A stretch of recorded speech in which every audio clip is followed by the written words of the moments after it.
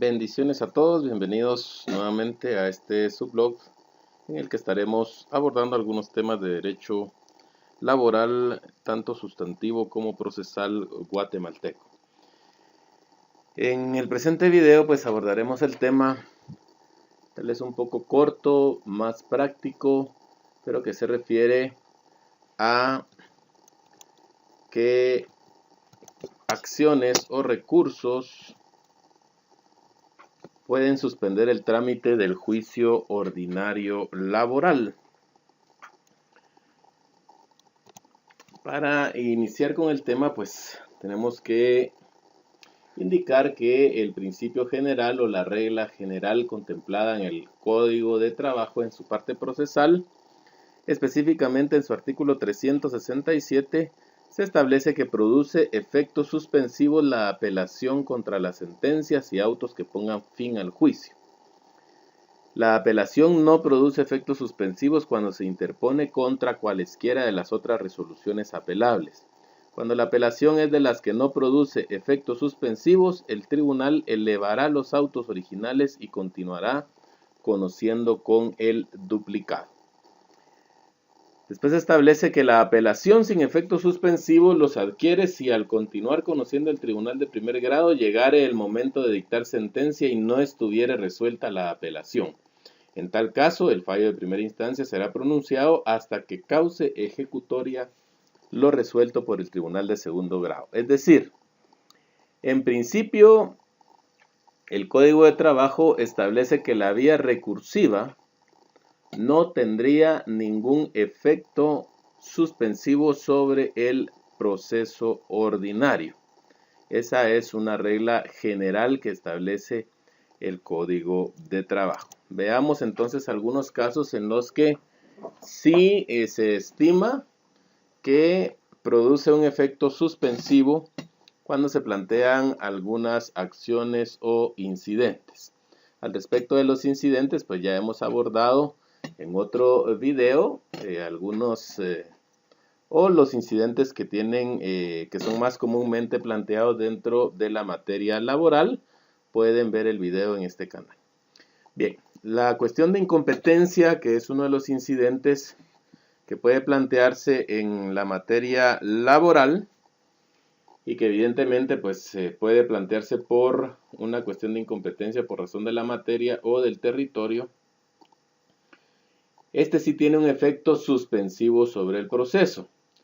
El artículo 310 del Código de Trabajo establece que para la sustanciación de las competencias, así como en los casos de conflictos de jurisdicción que se suscitaren entre un tribunal de trabajo y una autoridad que no pertenezca al organismo judicial, rigen las reglas contenidas en la ley constitutiva del organismo judicial, sin perjuicio de que el procedimiento siempre será oral e impulsado de oficio. Es decir, aquí el Código de Trabajo nos remite específicamente a una norma supletoria que es la de la ley del organismo judicial, específicamente al artículo 118 de este cuerpo normativo, que establece que la suspensión del proceso es procedente cuando se esté discutiendo la cuestión de la competencia del juez a cargo de la causa.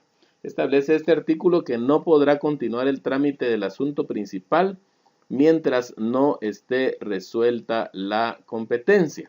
Sin embargo, este artículo 118 también hace una aclaración y establece que las disposiciones de este artículo y del anterior se aplicarán únicamente en los casos que no estén normados por leyes especiales. Es decir, en este caso el Código de Trabajo no establece con taxatividad la suspensión del proceso o del trámite del proceso ordinario laboral, por lo que sí debe tener el efecto suspensivo. Sin embargo, una mala costumbre que se ha dado en los tribunales de trabajo y previsión social guatemaltecos es que una vez resuelta esta incompetencia, cuando se otorga el recurso de apelación, a este se le da un carácter suspensivo, lo que a mi criterio es errado, puesto que si el artículo 118 de la ley del organismo judicial nos está remitiendo a la ley especial, entonces el recurso de apelación debe estar sometido al principio general que ya habíamos establecido. Es decir, que la apelación, en términos generales, no tiene ningún efecto suspensivo. Es más, habría que analizar si esta cuestión de incompetencia es o no apelable. ¿Por qué razón?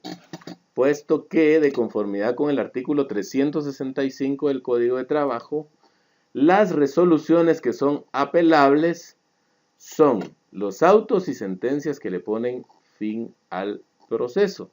Evidentemente, la cuestión de incompetencia no cumple con estos requisitos, por lo que podría darse el caso en que el criterio del juez pueda ser encaminado a que la apelación pues no es procedente en este caso. Actualmente se están otorgando los recursos de apelación en algunos juzgados sin efecto suspensivo. La Corte de Constitucionalidad ya ha hecho un pronunciamiento específico al respecto. Lamentablemente, pues todavía no hay doctrina legal sobre este aspecto, pero ha estimado la Corte de Constitucionalidad en una discusión que hubo en un caso al respecto de que el juez continuó conociendo del proceso en tanto se dilucidaba la apelación, que debía tenerse presente que el artículo 367 del Código de Trabajo, ley especial del caso concreto, dispone que la apelación no produce efectos suspensivos cuando se interpone contra cualesquiera de las otras resoluciones apelables. En estas resoluciones se encuadra el caso de las excepciones de incompetencia, que es el antecedente del amparo, ¿verdad? Y ello porque de conformidad con el artículo 118 de la ley del organismo judicial se establece que las disposiciones de este artículo y del anterior se aplicarán únicamente en los casos que no estén normados por leyes especiales, que era lo que resaltábamos en la diapositiva anterior, y en consecuencia, tratándose de que el caso de las apelaciones con efectos suspensivos están expresamente previstos por la ley especial, es decir, el Código de Trabajo, a ello habrá que estarse, y en ese sentido el juez reprochado, al ordenar que se continuara con el trámite del proceso principal, ningún agravio causó en los derechos del amparista. Esta es la sentencia dictada dentro del expediente 2108, que puede ser consultado en forma electrónica en la página web de la Corte de Constitucionalidad en las gacetas correspondientes. También hay que hacer notar que de conformidad con el Código Procesal Civil y Mercantil, que podría ser la otra norma aplicable, la excepción, porque en el proceso civil sí es una excepción de tipo previo la que debe plantearse para discutir la competencia del juez. Y es ese mismo Código Procesal Civil y Mercantil el que establece que una vez resuelta la cuestión de incompetencia, si se declara sin lugar, el juez puede seguir conociendo o bien de las otras excepciones o del proceso principal. Es decir, ni en la materia civil, que es por excelencia la que más rigor tiene en nuestro país, en Guatemala, se establece la suspensión del proceso al estar ya conocida y resuelta por el juez de primera instancia la cuestión de incompetencia. Otra cuestión que es muy común plantearse en las instancias de trabajo y previsión social, específicamente en los procedimientos ordinarios, es la acumulación de procesos.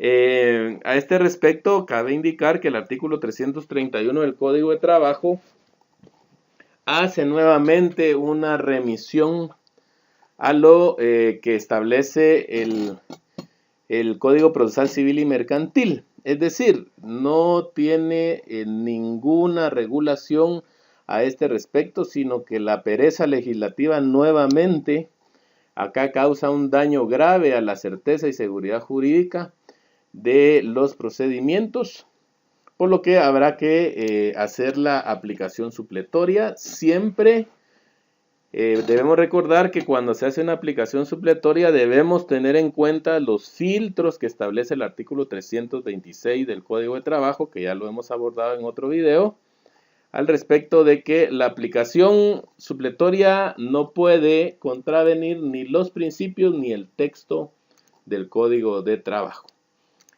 Indicado esto, el artículo 544 es justamente del Código Procesal Civil y Mercantil, es justamente el que establece los efectos suspensivos de la acumulación. Y dice, desde que se pida la acumulación, quedará en suspenso la tramitación de los procesos a que aquella se refiera, sin perjuicio de que se practiquen las diligencias precautorias y urgentes. ¿Sí? Es decir, el juez en este caso sí debe conocer y resolver la acumulación que se plantea. Eso sí, con la salvedad de que, de conformidad con el Código Procesal Civil y Mercantil, la acumulación de procesos debe ser resuelta de plano.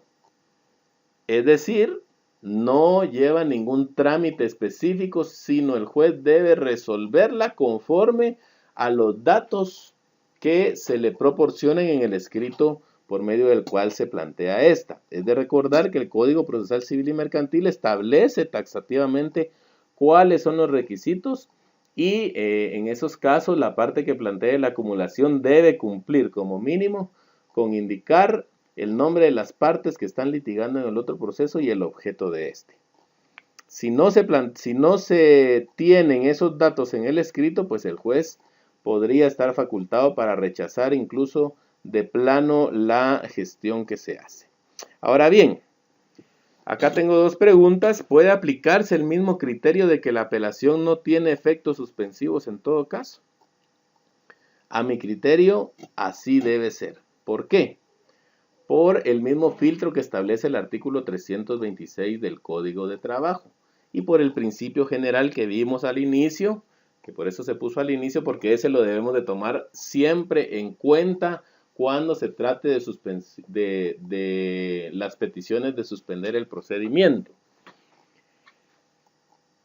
Es decir, que el recurso de apelación solo tiene efectos suspensivos si es contra la sentencia o contra el auto que pone fin al proceso, o bien si ya se hubiere tramitado todo el proceso, esté en estado de dictar sentencia, y esté pendiente de causar ejecutoria la apelación que fue planteada. Esos son los únicos dos casos que establece taxativamente el Código de Trabajo, por lo que si se considerase en un determinado momento que el auto que resolvió la acumulación de procesos es apelable,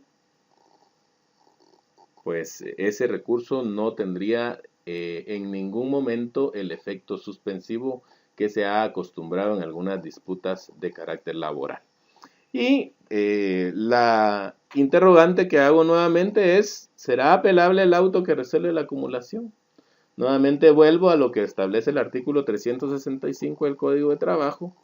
Taxativamente indica que las resoluciones que son apelables son aquellas que le ponen los autos y sentencias que le ponen fin al proceso. En este caso, la acumulación de procesos no cumple tampoco con este requisito, por lo que, a mi parecer, si el juez resuelve que no es apelable, estaría ajustado a derecho.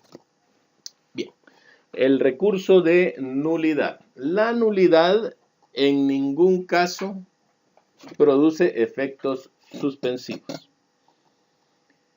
En ningún caso el Código de Trabajo establece que el recurso de nulidad o cualquier otro recurso, o el de revocatoria pudieran tener efectos suspensivos sobre el proceso. Por lo tanto, aquí tenemos que aplicar la parte del artículo 367, acá lo transcribo nuevamente, del Código de Trabajo, que establece que la apelación sin efectos suspensivos los adquiere si al continuar conociendo el tribunal de primer grado llegara el momento de dictar sentencia y no estuviera resuelta la apelación. Es decir, si se plantea el recurso de nulidad, el trámite, si recordamos conforme al artículo 365 del Código de Trabajo, es conferir la audiencia correspondiente 24 horas a las partes dentro del proceso, 24 horas para resolver, y ese auto sí es apelable.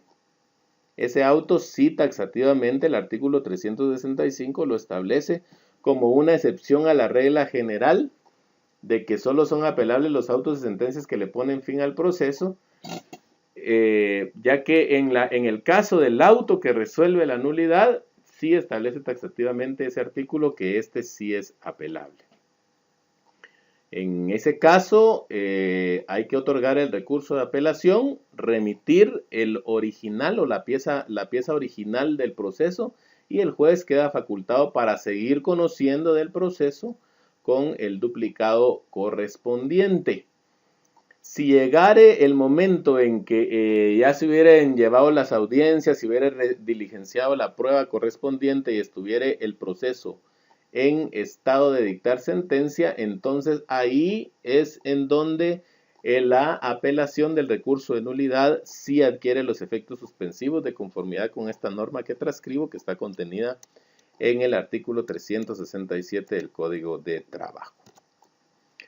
Planteamientos en los que no procede la suspensión del proceso. El conflicto de jurisdicción. Este conflicto de jurisdicción pues ya hace bastantes años que no es utilizado en las disputas de materia laboral. Lo que se evidencia acá es que este conflicto era planteado única y exclusivamente para obtener la suspensión del proceso. Mágicamente, al ser reformada la ley de conformidad con el decreto 15-2010, las partes involucradas dejaron de utilizar este mecanismo legal para retardar, diría yo. No podríamos utilizar la palabra suspender, sino que se utilizaba para retardar únicamente el trámite del proceso. Transcribo acá la reforma contenida en este decreto, toda vez que anterior a la vigencia de esta ley, evidentemente el conflicto de jurisdicción sí producía los efectos suspensivos, que era la razón por la cual se planteaba.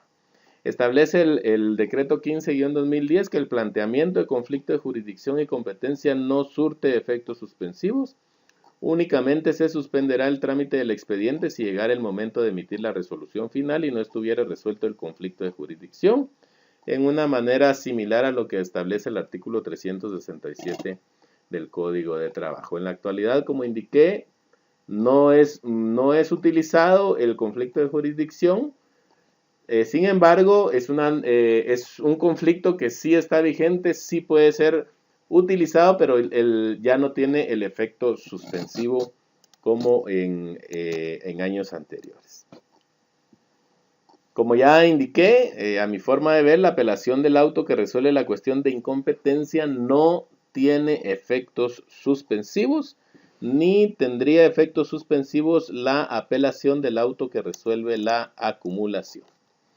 Vamos a abordar ahora un poco al respecto de la materia constitucional, que es otro incidente que es utilizado todavía, tal vez no muy comúnmente, pero sí es utilizado con la intención muchas veces de que se suspendan los trámites de los procedimientos ordinarios laborales. El incidente de inconstitucionalidad lo encontramos contenido en el artículo 126 de la Ley de Amparo, Exhibición Personal y de Constitucionalidad. Recordemos que la inconstitucionalidad puede presentarse o plantearse como acción, como incidente o como excepción. En el caso de la materia laboral, por lo general es presentado como incidente de inconstitucionalidad. El artículo 126 de la Ley de Amparo establece que el proceso se suspenderá desde el momento en que el Tribunal de Primera Instancia dicte el auto que resuelva lo relativo a la inconstitucionalidad hasta que el mismo cause ejecutoria, y que el tribunal solamente podrá seguir conociendo de los asuntos a que se refiere el artículo 129 de esta ley. La redacción de este artículo dio lugar a muchas suspensiones de procesos. Bueno, en primer lugar, muchos jueces o tribunales con el solo planteamiento del incidente suspendían el trámite del proceso, lo cual era errado, puesto que el artículo 126 que acabamos de leer no establecía eso, sino que no es que no lo estableciera, no lo establece actualmente, porque el artículo está vigente así. sino que la suspensión procedía hasta que el incidente se hubiese resuelto por el juez que está conociendo. Es decir, no era con la interposición, sino después del trámite incidental que de manera especial está establecido en la ley de amparo, los 9 días de audiencia, etcétera. Era hasta que se emitía el auto final por el juez de primera instancia de inconstitucionalidad que adquiría el efecto suspensivo. Esa era la interpretación que debía dársele a este artículo. Ahora, el problema surgió cuando el juez no acogía la inconstitucionalidad que se estaba planteando. Entonces ahí era donde surgía la duda al respecto de si, aunque el auto final fuese declarado sin lugar, de todos modos tenía el efecto suspensivo. A ese respecto, la Corte de Constitucionalidad emite el Acuerdo 1-2013. Hay que hacer la diferencia que hay un Acuerdo 1-2013 y hay un auto acordado 1-2013, el cual establecía o establece las competencias.